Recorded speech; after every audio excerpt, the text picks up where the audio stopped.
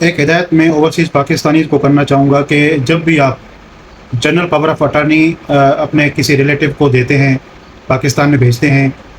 تو اس میں آپ چند چیزیں جو ہیں وہ آپ مینشن کریں۔ اس میں آپ کا ہی بھلا ہے اور اس میں آپ کی ہی پروٹیکشن ہے۔ سب سے بڑی جو غلطی ہوتی ہے وہ یہ ہوتی ہے کہ جنرل پاور آف اٹارنی میں کلوزز جو ہیں وہ مکمل نہیں ہوتی جن سے آپ کے رائٹس پروٹیکٹ ہوتے ہیں، اور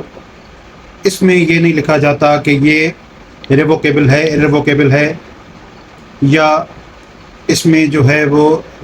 سیل کے جو ہے وہ رائٹس اٹارنی یا ایجنٹ کے پاس ہیں یا نہیں ہیں، یا سیل کرتے وقت اٹارنی جو ہے وہ پرنسپل سے ان ریٹن پرمیشن لینے کا پابند ہے۔ جب تک پرنسپل سے اٹارنی ریٹن میں پرمیشن نہیں لیتا سیل کی یا گفٹ کی، تب تک وہ سیل، وہ گفٹ نل اینڈ وائڈ مانی جائے گی اور ریئل اونر پرنسپل ہی مانا جائے گا۔ اور اس کے بعد اس کو ریووک کرنے کے کنڈیشنز کون کون سی ہیں، کتنے ٹائم کے لیے یہ جنرل پاور آف اٹارنی دیا جا رہا ہے، یہ ساری چیزیں لکھنا، مینشن کرنا ٹیکنیکلی طور پہ انتہائی ضروری ہیں، جس کو محض ہم یا اوورسیز پاکستانی ایک ڈرافٹ کی جو ہے وہ نام دیتے ہیں کہ صرف ایک ڈرافٹ ہی تو ہے جنرل پاور آف اٹارنی، تو اس میں اتنی دیر تو نہیں لگتی اور نہ ہی یہ اتنا کوئی خاص پیپر ہے، لیکن آپ کو پتہ نہیں کہ یہ جنرل پاور آف اٹارنی آپ کے رائٹس کو کتنا ڈیمیج کر سکتا ہے۔ اس کو پاکستان جسٹس سسٹم کے مطابق غلط ثابت کرنا، جھوٹا ثابت کرنا، یا آپ کے پرمیشن سے زیادہ اگر اٹارنی نے یوز کیا ہے تو اس کو جب تک آپ کا کلیم صحیح ثابت ہوگا تب تک آپ کی سیکنڈ یا تھرڈ جنریشن چل رہی ہوگی جو پاکستان کا جسٹس سسٹم ہے۔ تو بہتر ہے کہ پہلے وہ سیکیورٹی میئرمنٹس لینے چاہیے، وہ چیزیں دیکھنی چاہیے، کسی ایسے جو ہے وہ لائر سے رابطہ کیا جائے یا سروسز لی جائیں جو کہ ان ڈرافٹس کو ریڈی کرنے میں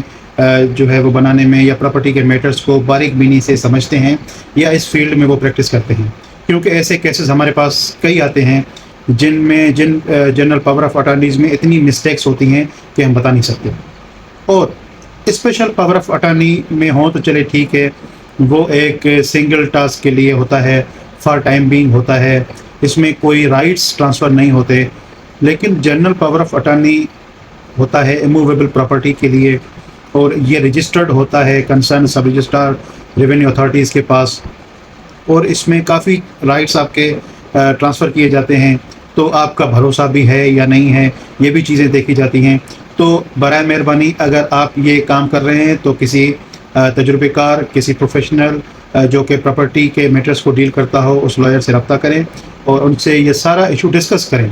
پھر ان سے آپ کہیں کہ ہمیں یہ ڈرافٹ آپ اپنے طریقے سے بنا کے دیں کہ ہمارے سارے رائٹس پروٹیکٹڈ ہوں۔ اگر آپ کو اس بارے میں کوئی بھی مشورہ چاہیے یا کنسلٹیشن چاہیے، میرا موبائل نمبر اسکرین پہ شو ہو رہا ہے، آپ مجھ سے رابطہ کر سکتے ہیں۔ تھینک یو سو مچ، اللہ حافظ۔